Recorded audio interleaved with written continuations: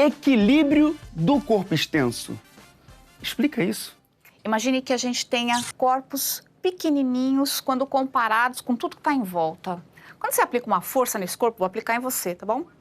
Tá, aplica a força, esse corpo se desloca como um todo. A gente não consegue distinguir partes do corpo. É um corpo só e ele translada, ele sofre aí um deslocamento, adquire uma velocidade e tal. Mas, se esse corpo é extenso, que é a palavra que a gente usa na física, ou seja, se ele é grande quando comparado, inclusive com um corpo que vai aplicar força nele, então fica com os pés no chão, tá? Firme. Se eu aplico a força, solta aqui, aí esse corpo gira. Se ele gira, então a gente não pode mais tratar só a translação. Tem que pensar em translação, desloca, mas também rotação. Ele pode girar. Toda vez que isso acontece, então a gente chama isso de corpo extenso. E aí o tratamento que a física faz disso é diferente de ponto material. Então vamos ver um vídeo? Vamos? É com você, professor! Olá, galera, tudo bem? Sou o professor Alfredo Soto, do QG do Enem. E nós vamos resolver uma questãozinha aí do Enem do ano passado para a hora do Enem, legal? Vamos dar uma olhadinha no nosso slide? Mergulha comigo, vamos lá. Em um experimento, um professor levou para a sala de aula um saco de arroz, um pedaço de madeira triangular e uma barra de ferro cilíndrica e homogênea. Ele propôs que fizessem a medição da massa da barra utilizando esses objetos. Para isso, os alunos fizeram marcações na barra, dividindo-a em 8 partes iguais, e em seguida apoiaram-na sobre a base triangular com o saco de arroz pendurado em uma de suas extremidades até atingir a situação de equilíbrio. Belezinha?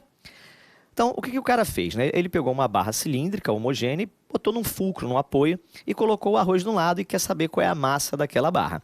Essa questão, ela envolve um conceito interessante, que é o conceito de equilíbrio do corpo extenso. Porque nós estamos acostumados, né, com o equilíbrio do ponto material, onde a primeira lei de Newton é suficiente.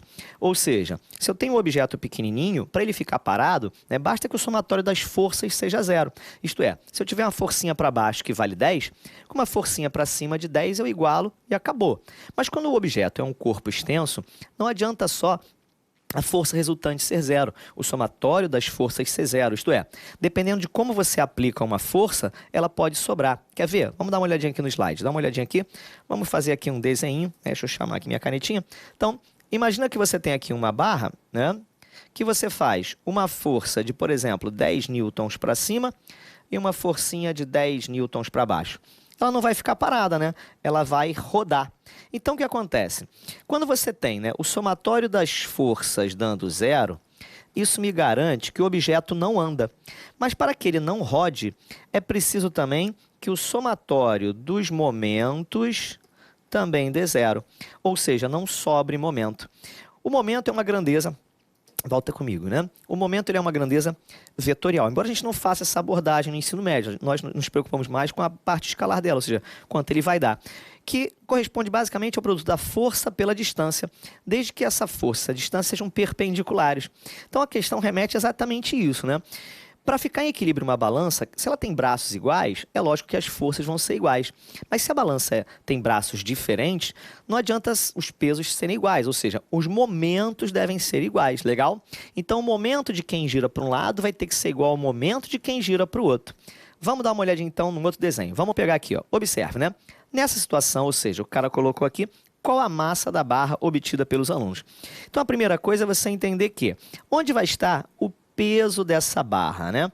O peso da barra vai atuar no centro da barra. Ou seja, como ela tem 8 pedacinhos, o peso da barra vai atuar aqui, ó, no meio da barra, que seria o nosso centro de massa, o centro de gravidade. Então aqui eu teria o peso da minha barrinha, legal? Sendo esse peso, como a gente lembra, né, o produto da massa pela aceleração da gravidade, né? Esse cara pendurado, esse arrozinho pendurado, ele também faz uma força para cá, né, que seria não é bem exatamente o peso, porque o peso está lá atuando no objeto, mas a gente está transportando esse valor como se fosse o peso dele, né? Então aqui eu teria uma força para baixo que seria igual ao peso dele, ou seja, a massa dele vezes gravidade. Onde essa massa aqui, né, é essa massa de 5 kg, beleza? Vezes a gravidade, que é 10. Então, para esse cara ficar em equilíbrio, não basta que esse peso seja igual a esse, não é isso? Eu vou ter que ter o somatório dos momentos dando 0. Ou seja, o momento de quem gira para um lado tem que ser igual ao momento de quem gira para o outro, legal?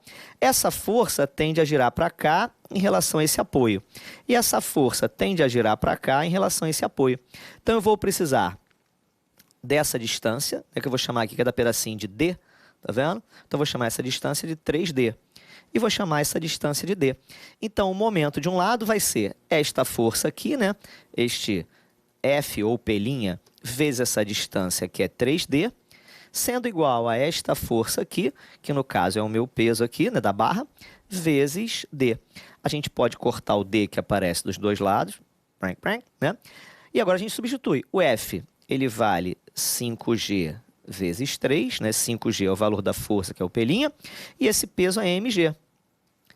Conclusão, a gravidade não vai atrapalhar, a aceleração da gravidade vai sumir, então essa massa vai dar o valor lá de 15 quilogramas aí, né? O Enem aí pegou um pouquinho por esse excesso de algoritmo significativo, mas não tem problema, né? Na interpretação é essa. Ou seja, a massa que a gente vai ter que ter 15 quilogramas, legal? Esse conteúdo é um conteúdo bastante interessante, né? Porque ele remete não só a somatório das forças da zero, né? A primeira lei de Newton, do cara parado, mas sim também ao somatório dos momentos dando zero. É o equilíbrio do corpo extenso. Basicamente, um assunto muito legalzinho que se resume aqui. Olhar para o cara, para o corpo extenso de uma outra forma, analisando outras coisas além da sua força, legal? Esse tipo de cálculo é muito difícil de fazer? Não, não é difícil desde que você conheça bem as leis de Newton. Porque basicamente o que está acontecendo aí nesse exercício é a aplicação dessas leis. O que diz a segunda lei de Newton? Importantíssima. Ela diz que força é igual a massa vezes aceleração. Tem um detalhe, né? Não é só saber a lei, a gente precisa saber visualizar a aplicação da força. Então, o caráter vetorial da força é importantíssimo nesse tipo de exercício. Você precisa saber, Elande, localizar as forças naquela barra. Aquele saco está aplicando ali uma força-peso, tem o braço, né, daquela barra que está ali também exercendo uma força. Você precisa conhecer como desenhar essas forças naquele esquema para, aí sim, equacionar a partir do que você está visualizando ali. Igualar as forças, né, já que tem ali uma situação de equilíbrio, e igualar os momentos das forças também. Não é difícil, tá? Tem coisa muito mais difícil. E se eu tiver dúvida, então? Você pode buscar em livros didáticos de física do primeiro ano do ensino médio, onde você vai encontrar as leis de Newton, que eu comentei, e também um capítulo especial que nem sempre é estudado com detalhes, um capítulo especial que se chama Equilíbrio do Corpo Extenso, que é aquilo que a gente estava conversando, né? E ali você vai encontrar passo a passo, como aplicar essas forças todas. Você também pode buscar na internet algumas simulações que permitem que você aplique a força que você quiser naquela barra. Imagina uma gangorra. Então, ela tem ali um ponto de apoio, e aí você consegue colocar sobre os lados da gangorra corpos de massas diferentes. E aí você consegue conferir em que situação você vai fazer com que essa gangorra permaneça naquela posição horizontal, que a gente está chamando ali de equilíbrio. E você vai perceber que, assim como no exercício, você não precisa colocar corpos nas extremidades da gangorra. Você pode mudar a posição dos corpos e, dependendo da massa, que no caso vai acabar provocando a força, né? Dependendo da posição que você coloca esses corpos, você consegue equilibrar a gangorra sem ser pelas extremidades.